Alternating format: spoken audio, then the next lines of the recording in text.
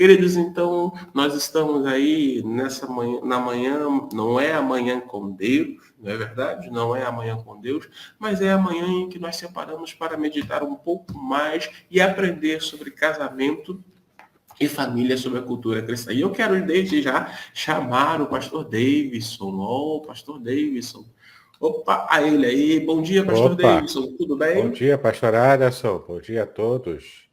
Deus nos abençoe Show. nesse dia maravilhoso, né? Shalom a todos. Shalom a todos. E olha só, eu já quero já, olha, se você não adquiriu, O ainda livro dá é esse aqui, ó. Ó, tempo. Opa, o ih, tô livro é fazendo outro. propaganda errada, ó. Tô fazendo propaganda errada. Tô fazendo propaganda do outro livro que é de um outro amigo. Desculpa, pastor. Depois eu tenho que É pegar lá esse na aqui, ó. biblioteca.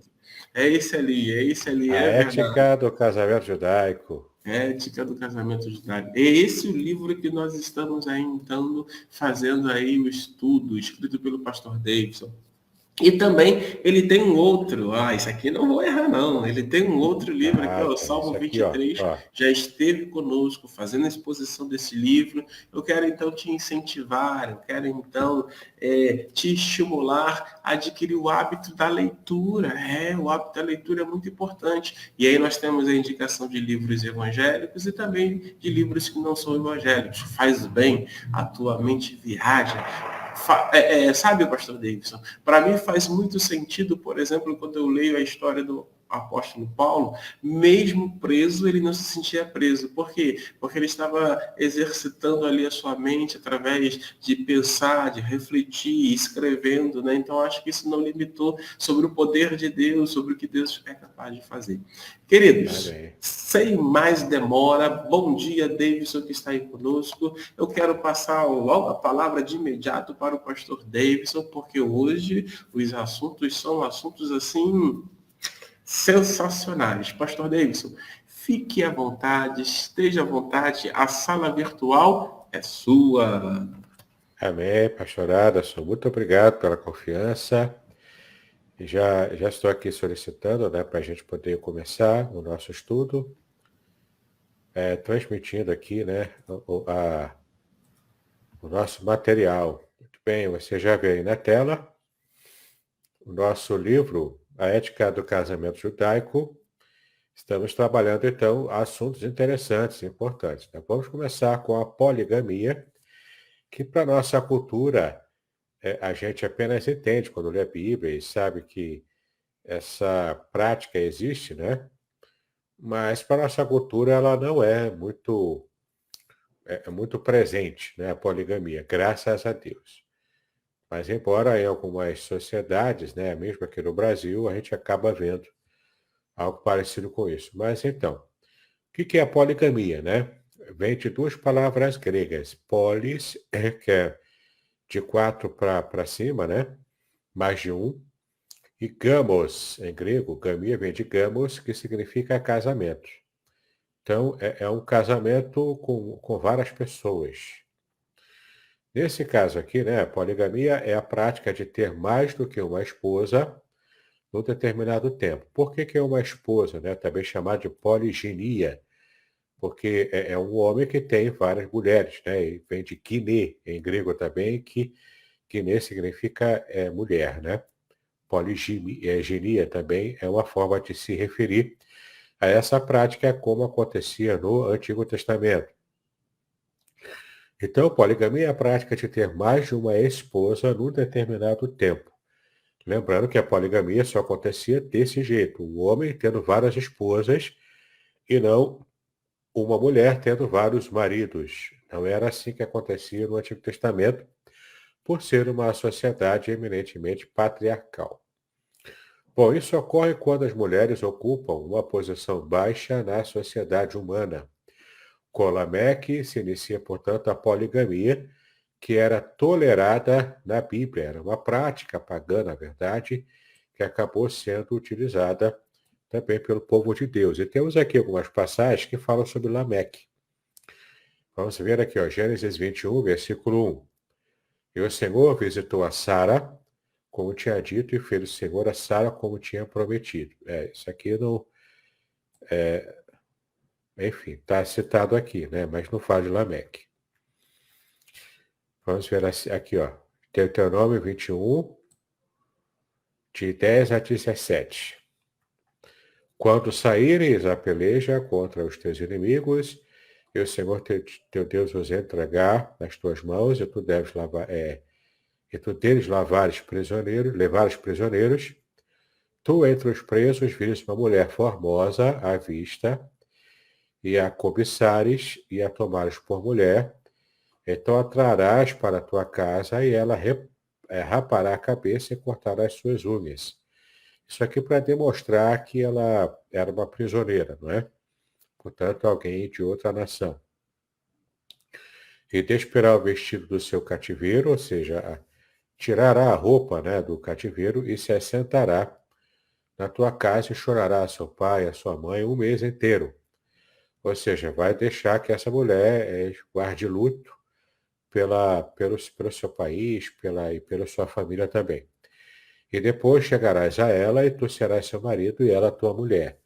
Ou seja, por que tirar a roupa do cativeiro? Para poder mostrar que ela está sendo retirada daquela situação de escrava para ser uma mulher mesmo, né? Para ser uma esposa desse israelita que acabou conquistando essa mulher de uma outra nação. E será que se te não contentares dela, a deixará ir à sua vontade, mas de modo algum a venderás por dinheiro, porque ela já não é mais escrava. E nem a tratarás como escrava, pois a tens humilhado.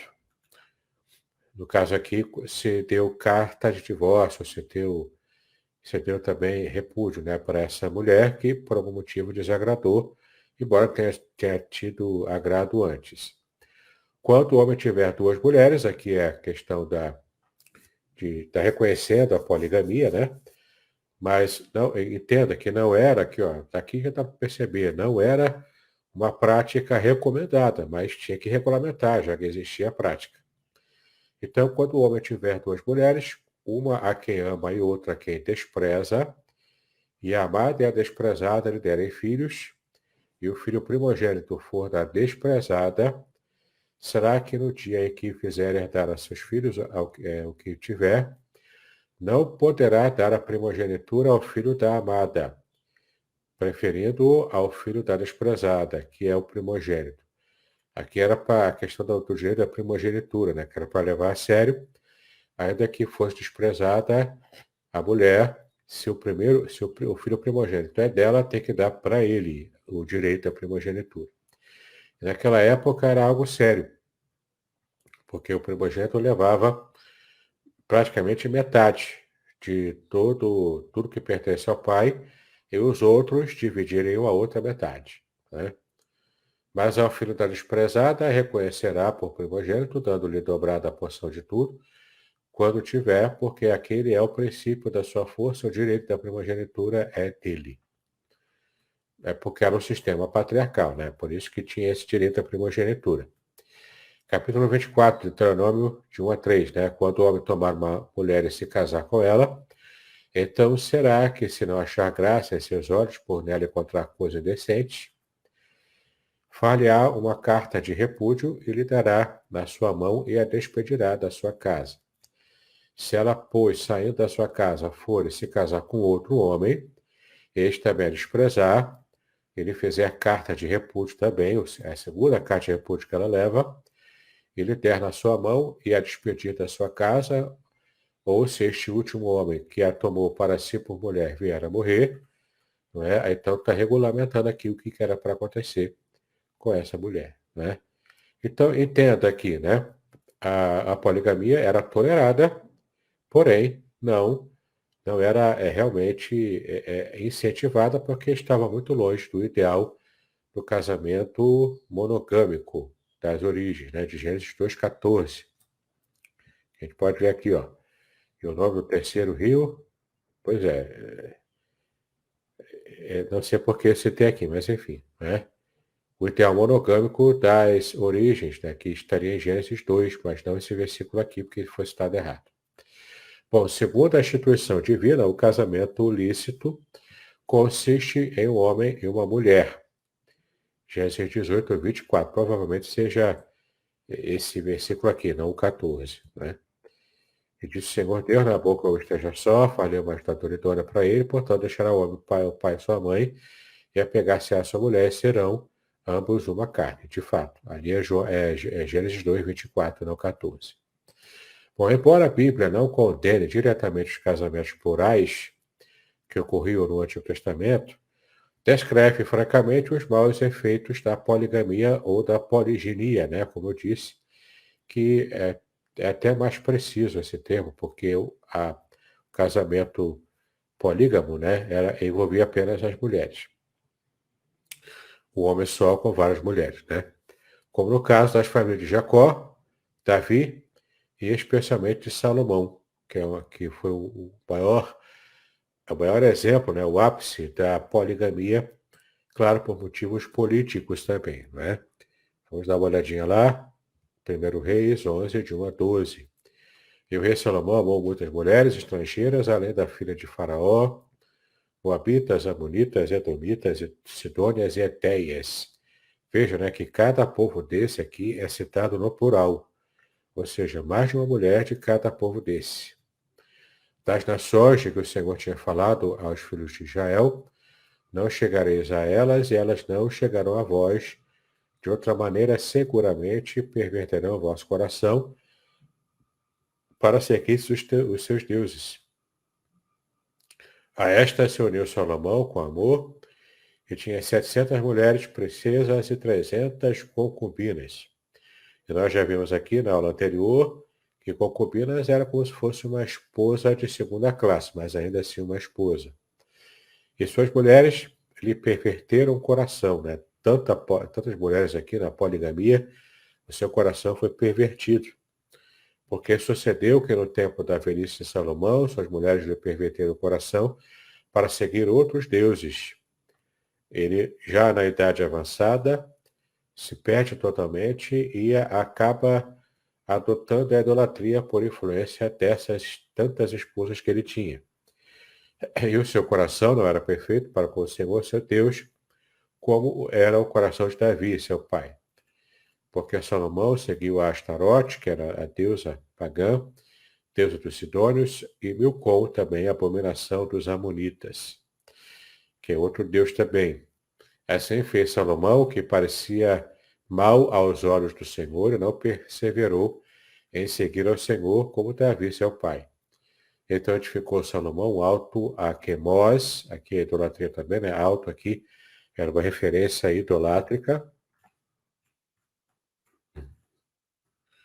Deixa eu achar aqui.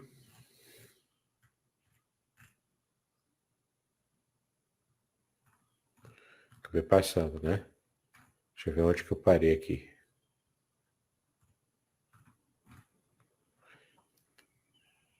Bom, enfim, né, nós já entendemos aqui o que significa, né? Que ele fala aqui, ó, o alto Aquebós, a abominação dos Moabitas, sobre o monte que está diante de Jerusalém, e a Moloque também, que era a abominação dos filhos de Amon. A Moloque é o deus amonita, que exigia inclusive sacrifício de crianças, né? Era terrível o culto a Moloque. Então, assim ele fez para com as tuas mulheres estrangeiras, as quais queimavam incenso e sacrificavam os seus deuses, e por aí vai, né? Então já entendemos aqui o quanto Salomão foi um péssimo exemplo de rei, já no seu estado final, na sua velhice, por causa justamente da sua intensa poligamia, sua dedicação à poligamia, para que possa então fazer, né, todos os seus negócios lá com outras nações, com outros reis e nações pagãs. A paz que ele conquistou, portanto, a paz política, ela teve um preço muito alto. E Salomão se perde, portanto, da sua revelação original que o próprio Deus havia dado a ele, com a bênção original. Né? Bom, o casamento de Abraão com Agar, serva de sua esposa, mediante o pedido especial de Sara, provavelmente não deva ser considerado polígamo, mas motivado pelo desejo de obter o herdeiro prometido segundo o costume da região. Então, não era propriamente um casamento, mas acabou envolvendo, né, questões familiares ali. Então, não se pode considerar essa situação aqui como polígama. Ou no máximo, talvez, você pensar nessa situação como se a Agar fosse uma espécie de concubina dele, né? Que é uma esposa de segunda classe. Por isso houve tanto problema e depois Abraão teve que despedir tanto Agar quanto Ismael e o resto nós já conhecemos toda a história, né? O seu erro consistia na falta de confiança firme na promessa divina. As escrituras, portanto, relatam os males que resultaram também dessa união aqui, que envolvendo, né, todas as implicações de mau relacionamento entre Agar e Sara, devido ao fato de Sara ser estéril, né, que para a época era realmente uma situação bastante complicada para a mulher que era estéril.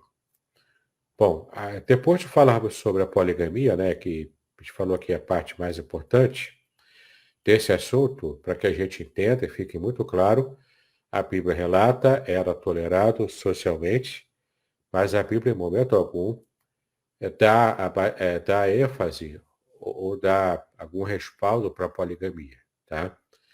Então, hoje em dia, então, que não existe socialmente a prática da poligamia, aqui no Brasil, né, principalmente, então a gente não tem nenhum tipo de respaldo, e nem mesmo para citar um versículo qualquer, para poder comprovar, olha aqui, a Bíblia permite a poligamia. Ela permitia naquela cultura, não permite mais, tá? Então, o casamento tem que ser monogâmico mesmo em nossa sociedade. Vamos falar agora do adultério, né? Que era algo também muito importante. Era um problema muito importante, era um pecado muito importante, né? Em toda relação sexual extraconjugal do homem ou da mulher casados, acontecia, portanto, essa condição aqui de adultério, né? Que é realmente consumado pela relação sexual com alguém que não seja o seu cônjuge. Bom, no Antigo Testamento, a mulher é considerada a propriedade do marido e a virgem, antes do noivado, propriedade do pai, tá? Claro que propriedade aqui é um modo de falar, como realmente se entendia antigamente, né? Mas claro que se consideravam as mulheres pessoas, é lógico, não eram objetos, né? Mas é como se fossem pessoas também do ponto de vista cultural, não do ponto de vista de Deus ou do ponto de vista bíblico, né? Já que vimos que lá em Gênesis capítulo 2, quando Deus cria Eva, ele cria Eva que é alguém que é idôneo, que é plenamente equiparado a Adão. Portanto, um ser humano completo, naturalmente, né? Mas devido às questões culturais da época, e a Bíblia apenas relata essas condições culturais, não dando aval naturalmente a isso, né? Mas ela relata essa condição patriarcal, cultural da época, e que colocava a mulher mesmo como a propriedade do seu marido. Tanto que ela chamava o marido de meu senhor, né? De Adonai, meu senhor em hebraico. Por isso, o adultério da mulher e a defloração de uma virgem são um crime contra a lei, contra o direito da propriedade. Porque você estaria maculando a propriedade de uma outra pessoa. Era essa a ideia, tá bom? Punível com a morte, inclusive. Né? Olha só, como se levava a sério, né? Vamos dar uma olhadinha aqui em Deuteronômio 22. Quando o homem for achado deitado com a mulher que tenha marido, então ambos morrerão. O homem que se deitou com a mulher e a mulher também, assim tirarás o mal de Israel. Veja bem, tem que matar com apedrejamento os dois, não apenas a mulher. Né? Como a gente já viu aqui, a lei prescrevia isso. Daí você tira naquela situação de Jesus com a mulher adúltera, ninguém adultera sozinho, né? Cadê o homem que não foi levado também para ser apedrejado? Tinha que ser levado, e não apenas a mulher. Quando houver moça virgem, desposada, o homem achar na cidade, se deitar com ela, então trareis ambos à porta daquela cidade, os apedrejareis até que morram. Sempre os dois, tá vendo?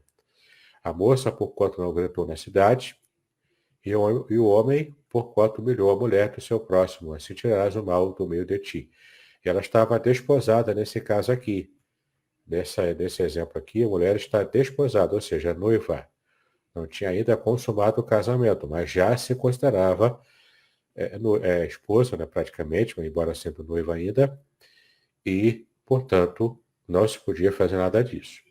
Se algum homem no campo achar uma moça esposada, ou me forçar a tentar com ela, então morrerá só o homem, porque se tentou com ela, no caso aqui forçando, né, um estupro. Porém, a moça não farás nada, a moça não tem culpa na morte, porque como o homem que se levanta contra o seu próximo, lhe tira a vida, se é este o caso. Pois achou no campo, a moça esposada gritou e não houve quem a livrasse. Quanto ao homem achar uma moça virgem que não for esposada, ou seja, não for noiva, e pegar nela, se deitar com ela, e forem apanhados, então o homem que se deitou com ela dará ao pai da moça 50 ciclos de prata, e porquanto a humilhou, será por mulher, não poderá despedir em todos os seus dias, né? Que é uma forma de preservar a mulher naquele tipo de sociedade mais patriarcal e um tanto quanto primitiva, né, do ponto de vista social. Bom, o povo eleito infiel a Deus, o povo eleito aqui em Israel, quando era infiel a Deus, é comparável à mulher adúltera, que é infiel naturalmente ao seu marido, né? Então veja aqui como que Deus leva a sério tanto essa questão do casamento e a fidelidade, que ele inclusive coloca como uma imagem, né, de pleno adultério espiritual entre a nação de Israel, quando se desviava da adoração a Deus para adorar aos deuses dos outros povos.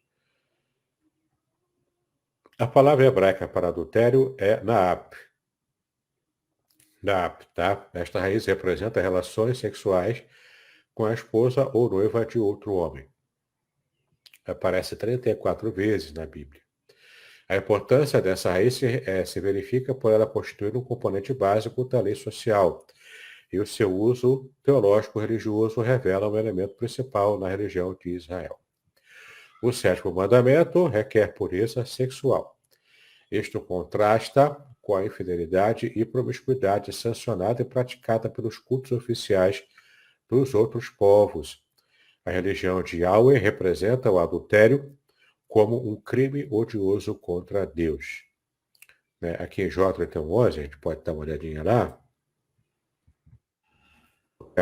É uma infâmia e é delito pertencente ao juiz. Né? O que é a infâmia? É o adultério. Né? É uma infâmia para as pessoas envolvidas. Então, Jó 31:11, onde o adultério é visto, entretanto, a palavra naap não é usado, tá? Mas ali se refere no contexto ao adultério.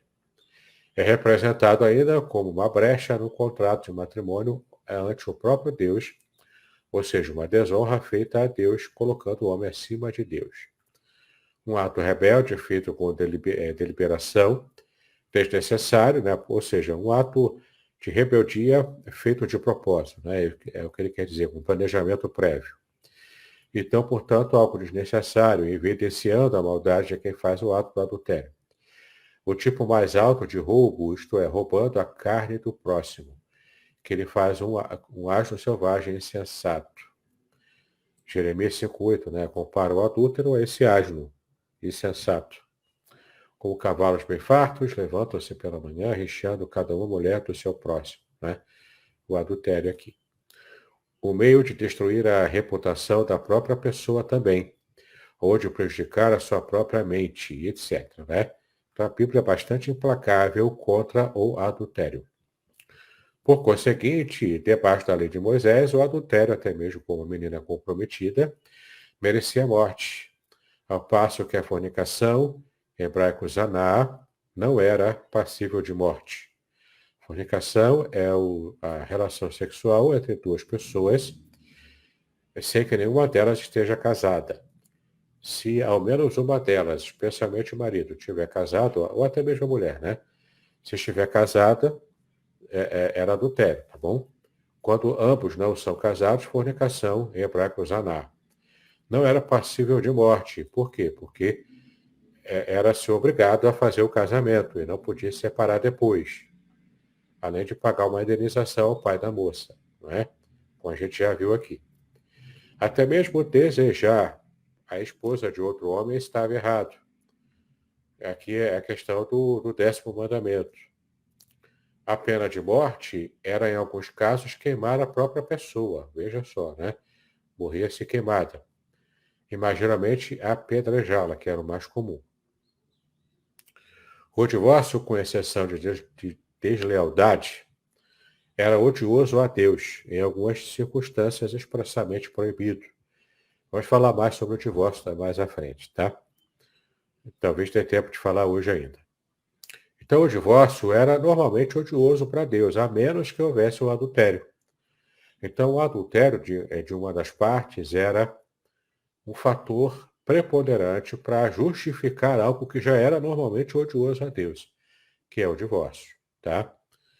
Então, olha que interessante, né? O ódio de Deus pelo divórcio não era maior do que o ódio pelo adultério, não é? Esse era um fator cultural muito importante na época, então. Em algumas circunstâncias, expressamente proibido, propriamente proibido, né, o divórcio. Porém, por causa da dureza do coração de Israel, isso foi atenuado em Deuteronômio 24:1. Houve uma atenuação. Não porque era o plano original, né, o divórcio, mas porque era necessário devido à dureza do coração. Então, quando o homem tomar uma mulher e se casar com ela, então será que, se não achar graça em seus olhos, por não encontrar coisa indecente, pode ser um detalhe, pode ser uma verruga, alguma coisa assim, né? Far-lhe-á uma carta de repúdio e lhe dará na sua mão e a despedirá da sua casa. Então, estava regulamentando uma prática indiscriminada que acontecia, que era o divórcio por qualquer motivo, né? Então, tinha que regulamentar para colocar freios a essa prática pagã e muito comum na época.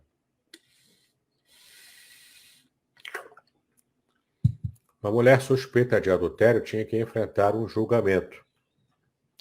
Isto é, tanto um ato de clemência, porque ela poderia ser vindicada de uma falsa acusação. No caso, tinha todo um processo em que ela poderia, então, se defender nesse caso, né? Então, é tanto um ato de clemência para ela, quanto uma institucionalização da submissão da mulher também ao homem, né? Porque ela que tinha que provar que não adulterou, veja só, né? A falta de recato dessa mulher, portanto, uma mulher muito que fica batendo perna, que se veste muito e fica na rua, né? É a falta de recato, visto como um induzimento desnecessário ao adultério. Então, essa falta de recato foi uma prática proibida, tá? Mulher que fica recatada do lar, não é como fizeram piada aí com a esposa do Temer, né? Eu acho que agora é ex-esposa do Temer, do ex-presidente Temer, né? Mas, de fato, o recato da mulher era algo importante, tá? Na sociedade bíblica naquele período. Os homens religiosos buscavam disciplinar os seus olhos, para não ficar olhando, né? E daí cobiçando a mulher do próximo. E, consequentemente, também, né? Controlar as suas mentes. A prostituição foi proibida. Os sacerdotes receberam ordens para que não se casassem com uma prostituta. Né? E eu vou voltar aqui um pouquinho, é interessante a gente perceber o quanto cabia ao homem. Mesmo na cultura patriarcal, cabia ao homem disciplinar a sua mente e os olhos, para não ficar tanto vazão à lascívia, né? Que é esse pecado, essa luxúria mental. Né? Isso aí para ele manter a pureza dele próprio. Né? Mas é interessante, a cultura colocava sobre o homem a responsabilidade. E sobre a mulher, o fato de ela não ser uma mulher provocativa, né, para os homens, de modo geral. Então, a mulher, seja recatada, o homem, seja puro na mente e também no coração, né, para não se corromper. Bom, os sacerdotes receberam ordem para que não se casasse com a prostituta. Se as suas filhas virassem prostitutas do templo, né, no caso do templo pagão, eles seriam executados, como está aqui no versículo 9 de Levítico 21, né? A prostituição religiosa, a homossexualidade também, e a bestialidade, que a gente vai ver no capítulo seguinte, e ultrajar as vestes do sexo oposto eram proibidos como violações da santidade do matrimônio. Olha que interessante, até o modo de vestir. O jeito de se vestir também, porque não basta só você não ser um ímpio, né, e não cometer pecados, mas se você se veste parecendo um ímpio, isso também é considerado pecado. Olha só, Deuteronômio 22, versículo 5. Não haverá traje de homem na mulher, e nem vestirá o homem roupa de mulher, porque qualquer que faz isto, a abominação é ao Senhor teu Deus. Né? Então a Bíblia é bastante clara, inclusive, com essa questão das vestimentas, porque tem até certa lógica, né? Se você quer se parecer com alguém, é porque você admira esse alguém. Né? Se você quer se vestir parecendo uma outra situação que não é a que você naturalmente herdou, né? É porque você deseja ser daquele jeito. Então, isso demonstra o que está lá no íntimo do seu coração. Os cônjuges, né, quem é casado, eram da comunidade da aliança, ou seja, a prática da endogamia que nós já estudamos aqui, que é casar entre parentes do mesmo clã, da mesma tribo. Né? As mulheres cativas se tornaram membros da comunidade da aliança em virtude do matrimônio. A poligamia implicitamente proibida na aliança da criação, provavelmente foi proibida também em Levítico 18:18. Dá uma olhadinha lá. Não tomarás a mulher juntamente com a sua irmã para fazê-la sua rival, descobrindo a sua nudez diante dela em sua vida. Então, olha só, né? Se pegou uma mulher cativa, era só ela, não a irmã dela junto, para evitar a poligamia de uma forma implícita aqui, não é? E para não criar rivalidade entre as irmãs, olha que legal, né? Porque, de fato, quando havia poligamia, era muito comum ter rivalidade entre as mulheres, disputando a atenção e o carinho, o amor do marido, do mesmo marido. Né? O matrimônio era constituído como uma aliança perante Deus. Era exigida, então, a habilidade comprovada pelo marido para sustentar uma família, no caso aqui, o dote. Era uma prova de que ele podia sustentar. E também de amar a sua esposa, como está em Provérbios 5. Né? Então, era muito comum esses cuidados aqui na própria sociedade. O uso teológico da raiz Naap, que é adultério, né, acrescenta uma dimensão instrutiva à teologia da aliança. Estudos contemporâneos da aliança demonstram que as alianças bíblicas possuíam paralelos com antigos tratados de lei. A palavra em questão não faz lembrar do fato de que Deus se relaciona com o seu povo, não apenas como rei soberano, mas também como marido. Né? Essa imagem aqui de Deus como marido e Israel como esposa. Este uso simbólico religioso de Naap, que é o adultério aqui, né, nessa relação, é atestado em Levítico 20, versículo 10, também outras passagens aqui, onde está associado com a adoração de Moloque e a profanação do nome de Deus, como está em Ezequiel também. Né? Então, adultério espiritual é a idolatria. Né? Tem uma comparação aqui de idolatria com o adultério. Os profetas aplicam esta figura descrevendo o pecado de Israel. Osés descreve uma conexão entre a infidelidade de Israel para Yahweh e a dissolução de todos os laços sociais e religiosos quando a união religiosa com Yahweh não é mantida como algo sagrado. Nenhum matrimônio humano poderá estar seguro. A sensualidade produz prostituição religiosa e a prostituição religiosa novamente produz prostituição física, como você vê aqui em Osés. Por isso que Osés era um profeta sui generis. Ele teve que vivenciar na prática, por ordem de Deus, o casamento com uma mulher que era uma mulher adúltera, não é? Uma mulher promíscua, portanto. Pecado é a falta de conformidade ao ideal de afeto e lealdade no matrimônio. Israel é condenada por negar as reivindicações de Deus como Senhor no matrimônio. Eles serviram outros deuses praticando culto e prostituição espiritual. Jeremias, Ezequiel e Isaías, de forma limitada, também usaram esta figura para escrever o pecado do povo de Deus contra o próprio Deus. Né? Portanto, idolatria estava associada ao adultério espiritual. Tá? Outro tema também muito importante, muito recorrente, era o divórcio, e causa confusão até hoje, né, na nossa sociedade. É a ruptura do laço matrimonial, portanto, é uma ruptura, é uma quebra, né? É um esfacelamento de um laço que foi feito anteriormente, que era o laço do matrimônio. e era permitida pela Bíblia, pela Torá, pela lei, né? Das tribos do Médio Oriente era usual a poligamia, mas o progresso da fé num Deus único orientará os costumes para a fidelidade a uma só mulher, como sinal da fidelidade a um só Deus também. Então, olha que interessante, né? O quanto a religiosidade de Israel, que é uma religiosidade no Deus único, estaria moldando, portanto, a sociedade que se perdeu, né? A sociedade pagã, e era o modo também de vida desses povos pagãos antigos, estaria moldando para Israel ser um exemplo tanto de adoração ao único Deus, quanto também no casamento monogâmico,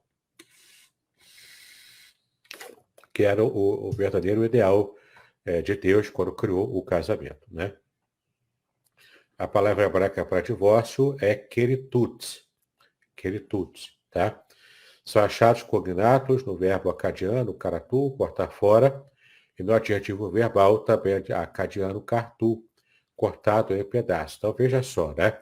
A origem da palavra divórcio, keritut, em hebraico, significa cortar. É uma violência, é um corte. Todo corte é uma violência, né? E também em Tigre, né, que era um local da época, onde o equivalente verbal significa dar cabo de. Olha só, dar cabo de é matar. Não é apenas cortar violentamente, mas é matar alguém, né?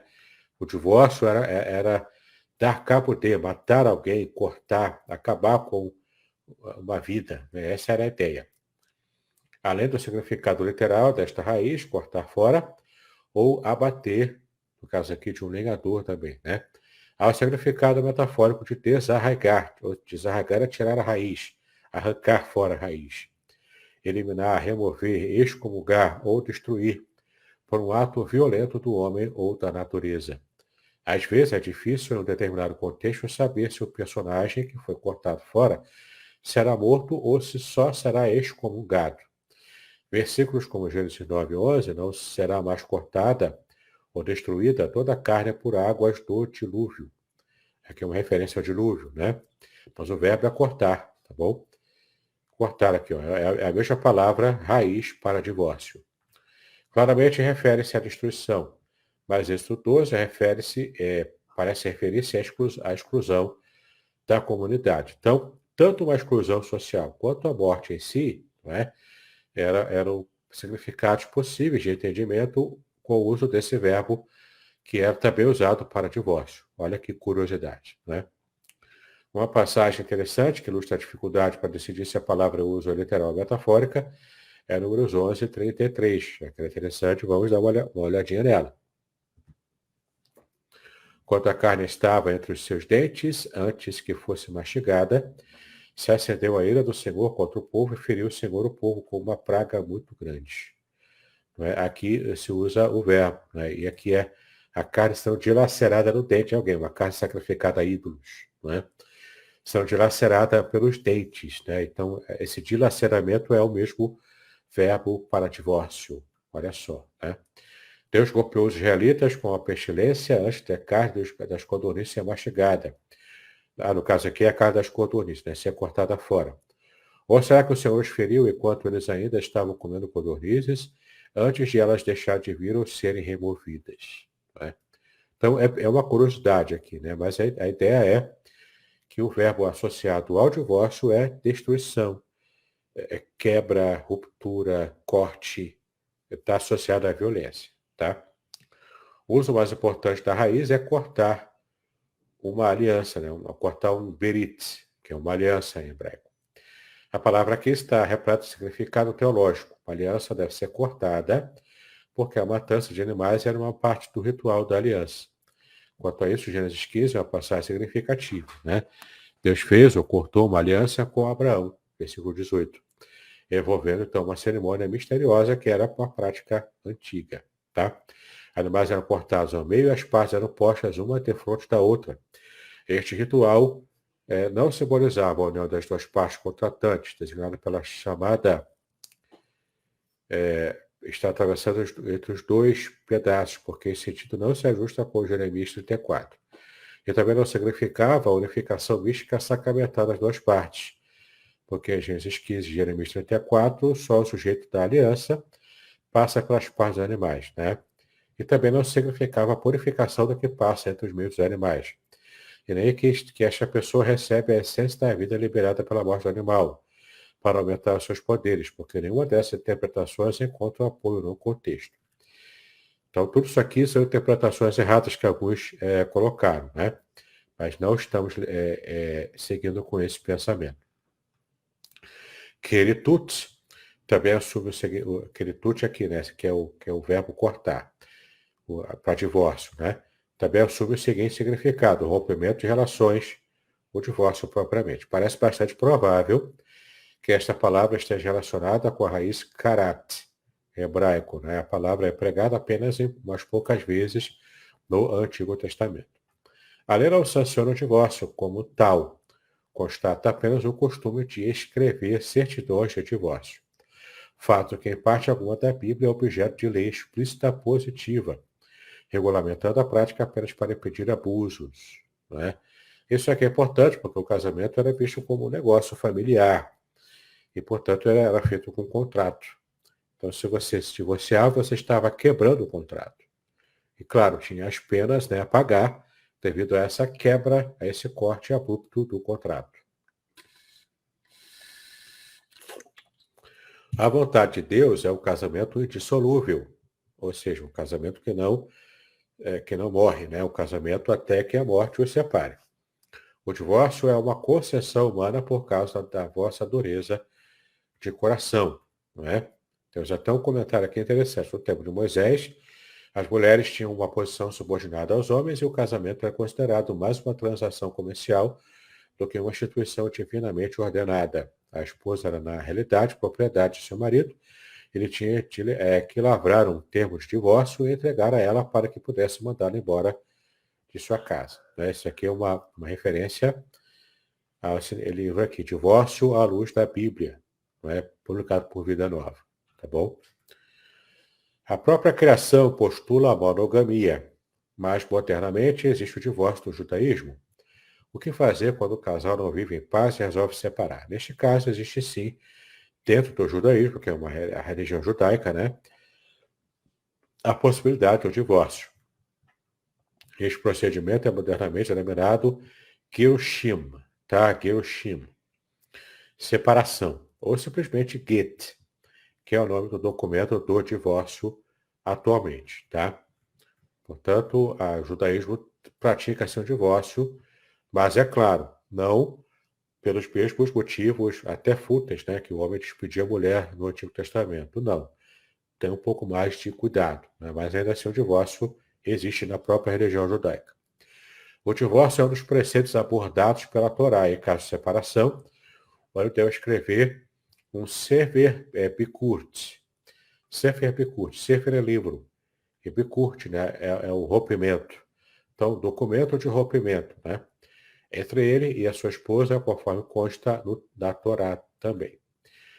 Então, isso aqui é a prática moderna do judaísmo para o divórcio. Porém, surge aqui uma pergunta. Sabemos que pelo judaísmo o casamento é sagrado e cada pessoa deve se casar.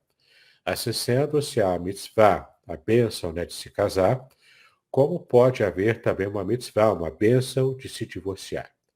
Mas a resposta é simples. Deus quer que a pessoa fique casada e arranjou tudo para que isto aconteça. No judaísmo, o divórcio é uma forma de Deus manifestar a sua compreensão. Ele percebe que a situação está difícil, as pessoas estão sofrendo e o relacionamento não tem como continuar, tá? Esse é o entendimento moderno do judaísmo, tá bom? Mas tem base da misericórdia de Deus em permitir a liberação de um casamento que já está causando sofrimento, tanto para o marido quanto para a mulher, e também envolvendo filhos, né? Então, mas mesmo assim, não deixa de ser uma ruptura.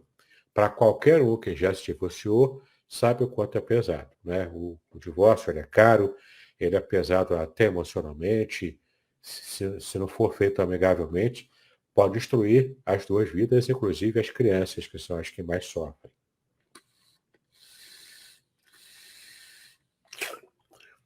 Então, a obrigação do rabino é se esforçar ao máximo para fazer a paz entre o casal. Quando ele chega ao rabino com a intenção de se separar, este vai tentar restabelecer a antiga harmonia, para fazer de tudo para poder salvar o casamento, assim como nós, pastores, fazemos também. Trabalhamos, lutamos para consertar o que está errado no casamento, né? Se não conseguir, mesmo após várias tentativas, a solução para o caso poderá ser o divórcio. É uma possibilidade, tá? Não é logo a primeira solução mágica que as pessoas devem pensar, tá bom? Hoje em dia o negócio está tão banal que um jovem casal já se casa pensando, se não der certo, eu vou me separar. Não é assim, né? Isso é banalizar algo importante, como o casamento. Muitos anos atrás havia o Taquinar, que era um decreto, nas comunidades judaicas alemãs de Speyer, Worms e Mainz. Quando algum morador queria separar-se da esposa, tinha que enviar um emissário para as outras duas cidades a fim de exibir os documentos e argumentos envolvidos na contenda. Este procedimento, obviamente, ocasionava muitos gastos, mas o motivo desta taquiná era exatamente dificultar o divórcio. Foi estabelecida para mostrar ao casal que não era assim tão fácil haver separação. Também para ganhar tempo, no entretempo poderia acontecer de eles voltarem a conviver em paz e então não aconteceria o divórcio. Bom, realmente existem casos onde o Beit Din, né, que é o tribunal rabínico competente para realizar divórcios, poderá apressá-los, em casos claros de infidelidade, por exemplo, ou quando o marido quiser mudar de país ou tiver de ir para a guerra, para não deixar a sua esposa condenada ao casamento na situação de aguná, ou quando um dos dois não se comportar de acordo, faltando com o devido respeito um ao outro. Não é? Então havia alguns casos aqui em que o divórcio era até prescrito por rabinos, mas a ideia geral é lutar o tempo todo para salvar o casamento e o divórcio ser a última solução quando não tiver mais como realmente conviverem juntos. Né? Quando envolve violência, especialmente do homem contra a mulher, né? Tudo isso era considerado também. A halahá, que é a forma a forma escrita, né, da lei oral, da tradição oral do judaísmo. Então, a halahá menciona, por exemplo, o marido que expulsa repetidamente a esposa de casa e que está constantemente irado, descontrolado e assim por diante. Então, o divórcio, em caso assim, para proteger a mulher, era permitido também pela tradição judaica antiga. Tá bom? Então, terminamos aqui a nossa aula de hoje. Se Deus quiser, na próxima aula falaremos de um tema bastante difícil, polêmico também, que é a Torá e as perversões sexuais. Sim, a Bíblia fala sobre perversões. Eu não pretendo demorar muito nesse tema nessa próxima aula. É um tema meio indigesto, né? Falar sobre perversões sexuais às 7 da manhã, não é? Mas vamos abordar, sim, de modo bem passando, tá bom? Quero então liberar aqui para o pastor Aderson agora tomar então as rédeas para a parte final. Joia, joia. Alguns irmãos tiveram, outros saíram, até o André ele justificou. Uma coisa que você comentou aí, querido, foi logo no início a respeito da poligamia, né? E aí eu não tinha esse conhecimento. Poligamia é somente no caso do homem com relação a várias mulheres. O inverso, não. Era poliginia. Poligamia. A Dona Flor e seus maridos é só aqui no Brasil. Israel não. Joia, entendi, entendi. E é interessante também, quando você passou para a questão do adultério, né? É até interessante porque, assim, algumas pessoas tentam justificar o injustificável.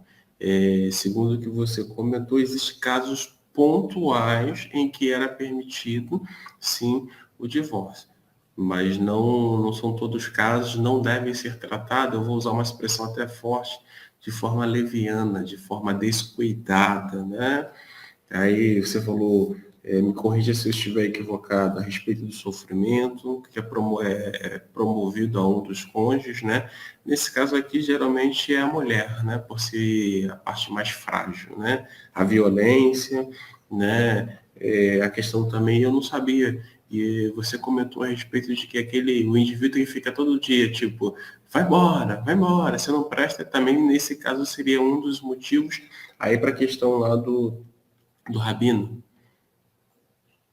sim, na sociedade judaica posterior, né? Uhum. Nos tempos bíblicos, a mulher tinha pouquíssimas chances de conseguir sucesso até ela pedir o divórcio. Não, não era assim que acontecia. Era o homem. Então, o que que a mulher podia? Ela podia induzir o homem, se ela já não quisesse ficar casada, só que isso era muito incomum, porque para a mulher, a situação da mulher era muito frágil, socialmente falando, quando ela recebia o divórcio, tá? Então, era muito difícil a mulher querer se divorciar. O que acontecia era o homem, que era o que ditava as regras lá, ele que tinha as cartas na mão. Então, quando ele não estava interessado, ela fazia de tudo, fazia das tripas coração para que ela não se separasse dele. E aguentava até as situações complicadas para ela. Mas no judaísmo posterior, aí sim, começou a perceber que a mulher tinha mais direitos do que era previsto lá, né, na época bíblica, que era uma época mais primitiva do ponto de vista social. E então buscou-se essa prática do divórcio com um pouco mais de naturalidade para preservar até mesmo a saúde e, a, e, a, e as emoções da mulher, principalmente, que é o lado mais frágil mesmo, em geral. Né? Agora, não, continua não sendo, mesmo na prática judaica e no nosso lado também cristão, o divórcio é a última solução, entre aspas, né? É Uhum. a última medida para tentar remediar o que não se conseguiu remediar de outra forma. Né? Porque é um pouco até característica da nossa sociedade. A geração atual ela não está acostumada a consertar o que está quebrado. Qual é Uhum. a mentalidade? Quebrou com um objeto, joga fora e compra outro. Tudo muito descartável. E Uhum. acaba levando esse modo de pensar para os relacionamentos, para o casamento principalmente. Ele acha que o casamento é descartável facilmente, como é qualquer coisa que quebrou. E a gente precisa resgatar esse valor do conserto. Quebrou, não vai jogar fora, vai consertar. Não é? Nem tudo é descartável, como às vezes essa sociedade muitas vezes mostra que é o seu entendimento. Entendi. Bacana, bacana. Muito boa essas suas colocações, né? E aí já dá, como é que eu vou dizer? Já dá um direcionamento aí até por parte de alguma pessoa que esteja vivenciando alguma coisa nesse sentido, dela entender, né, o que Deus requer, o que Deus idealizou, acho que a expressão correta é essa, o que Deus idealizou a respeito do relacionamento conjugal, né? É, o mais importante para nós hoje é pegar o princípio geral do que está envolvido no ensino bíblico, né? Se está havendo briga, violência dentro de casa, o divórcio pode ser uma possibilidade, sim, mesmo na nossa vivência cristã, tá? Uhum. Tem que assegurar a saúde da mulher. Quando o marido, por exemplo, não é crente, e trata mal a mulher e fica bebendo e acaba, né, com a saúde da mulher, enfim, quando coloca em risco a vida da mãe, da mulher, né, da mãe e dos filhos também. Então, qual é o princípio geral aqui? Consertar o casamento, de preferência, o marido descrente que se converta, mas ninguém pode garantir que ele vai se converter, não é? Perfeito. Então, a decisão que tem que tomar, no caso, é a mulher, nesse exemplo, não é? Que é muito comum. A mulher tem que tomar a decisão. Qual é a decisão? O quanto ela consegue aguentar até e também fazer uma boa influência. Minha esposa sabe influenciar o marido, né? Ela sabe conversar com ele e influenciar. Quando o marido ele é razoável, ele vai dando ouvidos à esposa e vai conseguir fazer a tal da DR, né? Tão temida por nós homens, né? Faz a DR, a discussão do relacionamento, né? Faz a DR e tenta salvar.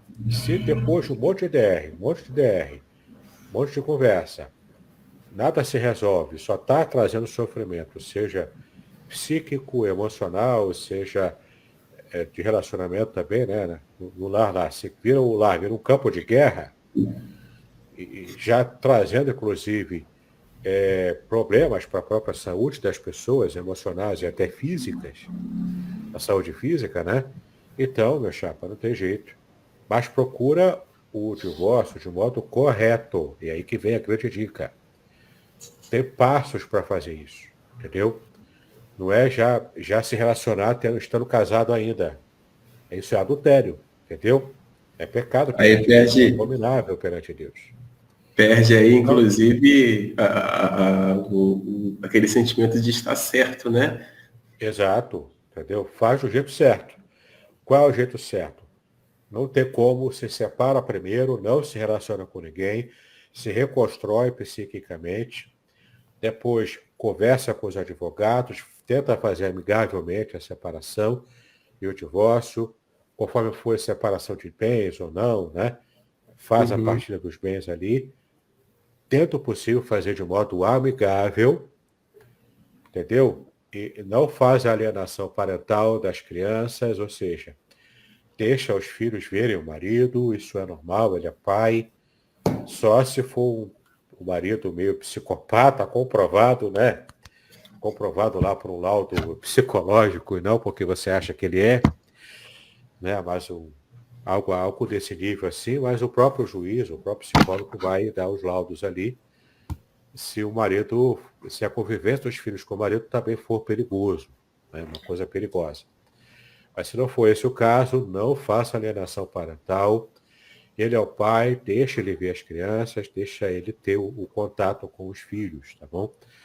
E, enfim, cada um, depois de tudo certo, o divórcio aconteceu, está plenamente separado, está plenamente divorciado no papel, aí sim, está livre para um novo relacionamento. Ah, mas já fui casado, então já quero já ter um relacionamento moderninho. Não. O passo é normal, namoro, noivado e relações com o novo namorado, né, no caso, o novo marido, só depois do casamento, tá bom? Com isso você vai se manter puro, vai se manter pura e vai acontecer de modo normal o divórcio. Não deveria ser o natural, não deveria ser o normal, não é isso que Deus quer. O ideal é que você se case e permaneça casado. Talvez por isso, como eu e tantos outros também em nossa sociedade, prefere casar mais tarde. Se manter puro, não é ter uma vida promíscua na juventude, né? Se manter puro, mas quando encontrar a pessoa certa com um pouco mais de maturidade na vida, você consegue ter uma escolha mais razoável, mais madura, então é mais difícil você se arrepender e querer se separar mais à frente. Acontece também, mas é mais difícil. Quem se casa muito cedo pode não ter maturidade na época do casamento para poder manter aquela. Porque no casamento é normal isso, você não vai ter aquele estado de paixão avassaladora até o fim da vida. Não é assim, Uhum. entendeu? O casamento entra em rotina. E de vez em quando você vai fazer a manutenção do casamento, vai quebrar a rotina, tenta, né, vai se esforçar para quebrar a rotina, mas não tem jeito. Né? O casamento também envolve essa convivência funcional entre marido e mulher, cada qual cumprindo o seu papel no relacionamento. Quando tem filhos também, pai e mãe tem que cumprir o papel de pai e mãe. Isso Uhum. envolve responsabilidades, tá bom? Deixa eu fazer aqui umas perguntas. Algumas pessoas fizeram algumas perguntas, mas no anonimato, elas não querem, né, se É, identificar. Aí mandaram para o meu zap, sem problemas. ok. Uma das perguntas é a seguinte: uma das questões que a gente abordou aí, que você abordou ainda há pouco, inclusive, né, que tem a ver com em colocar em risco a situação da mulher. Aí uma pessoa perguntou o seguinte, questionou, levantou a seguinte indagação. E naqueles casos em que as brigas passam de brigas simples e começam a trocar ofensas, e ofensas assim abusivas, né? Esse também seria um dos casos. Assédio moral, né? Exato. Então também entra. Depende do nível das ofensas, né? Se for ofensa muito pesada, que realmente mata a pessoa por dentro, né? Mata as emoções, a psique. Ainda assim, sempre o princípio é o mesmo, a tentativa de salvar o casamento para que não haja ruptura definitiva. Só se pensa no divórcio, que a ruptura definitiva é uma ruptura violenta, a gente viu aqui, que o significado em hebraico do divórcio é o corte violento, né? Então, só realmente se não tiver como você suportar, entendeu? Se já se tornou uma coisa insuportável. Se não for esse o caso, de já se tornar uma coisa insuportável, se não for esse o caso, então procura ajuda, né? Procura um psicólogo, um terapeuta familiar, terapeuta de casal, isso tudo ajuda a suportar. E quem sabe até não perder, não cometer a ruptura definitiva do casamento. Joia. E aí uma outra pergunta que foi feita aqui, que você falou aí uma coisa que é super importante. Uma vez que não tenha como continuar, se chega à última instância, que é justamente a questão do divórcio, né? E aí, como você muito bem colocou, e nós abraçamos a mesma ideia, mesmo que se chegue à última instância, né? Que seja algo amigável. E mesmo que seja algo amigável, papéis e responsabilidades, elas devem permanecer uma vez, nesse caso aqui, que é o que tem a ver com a pergunta, quando se tem filhos. Papéis Isso. e responsabilidades devem ser mantidos.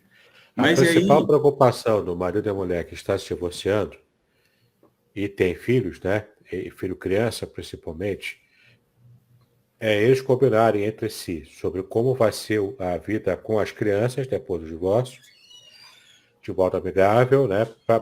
Porque a ruptura do casamento já é algo violento, causa traumas para marido, para mulher e para filhos. Se conseguir resolver de modo amigável, vai diminuir a chance do trauma ser maior, entendeu?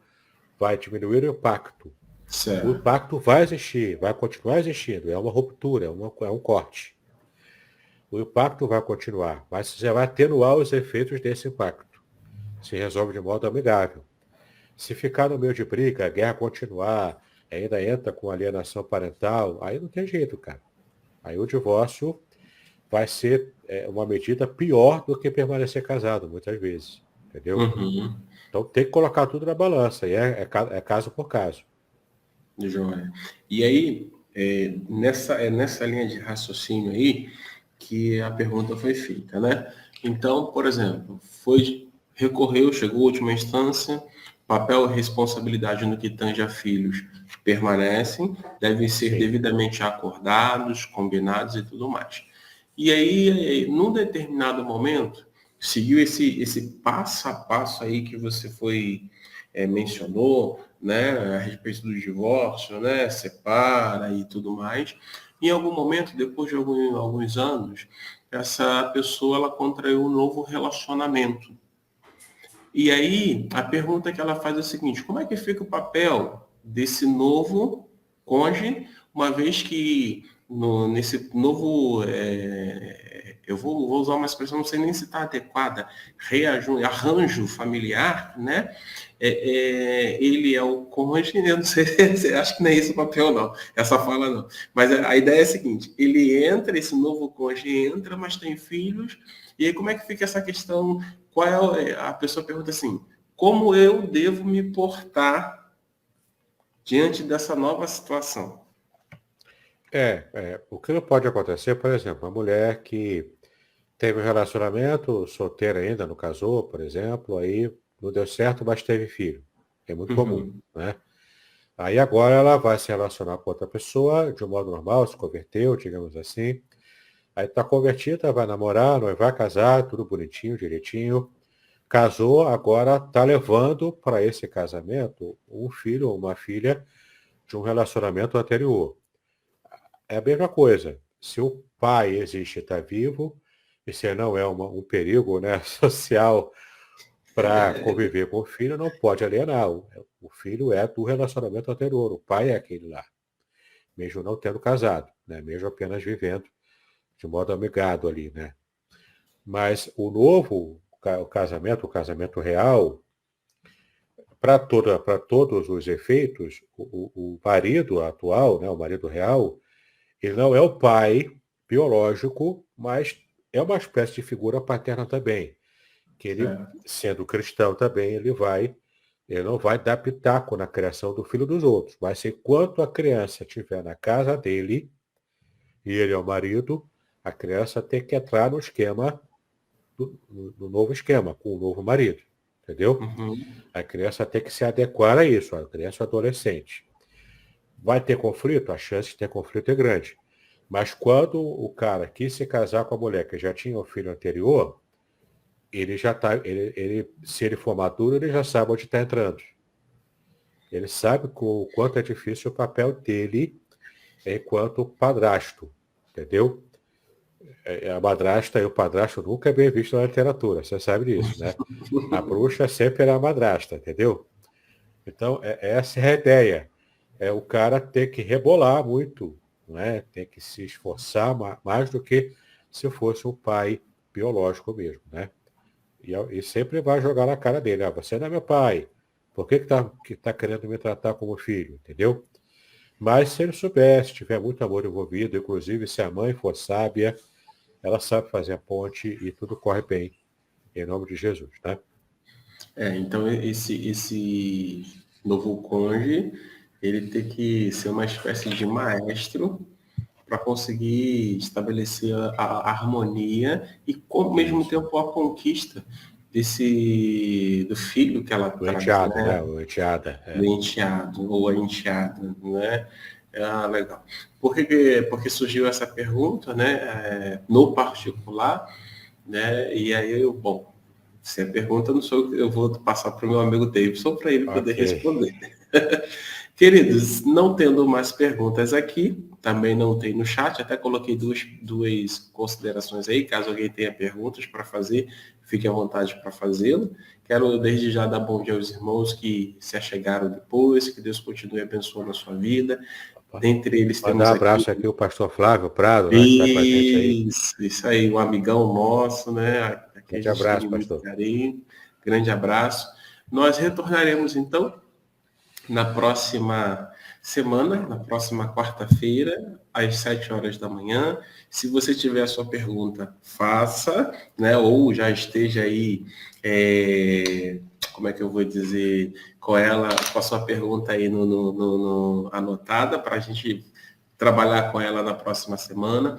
O pastor Sérgio, outro amigo mesmo, está aí conosco também assistindo. Um abraço, pastor Sérgio.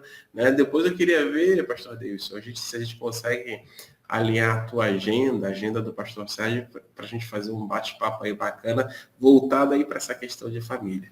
Lembrando, Tá bom. queridos, agora tá aqui certinho, agora foi lá e peguei.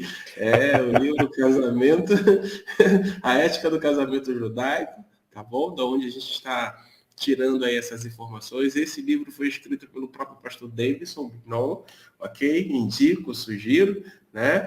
E se você perdeu alguma coisa, você tem três maneiras, melhor dizendo, de recuperar. A primeira delas é adquirindo o livro.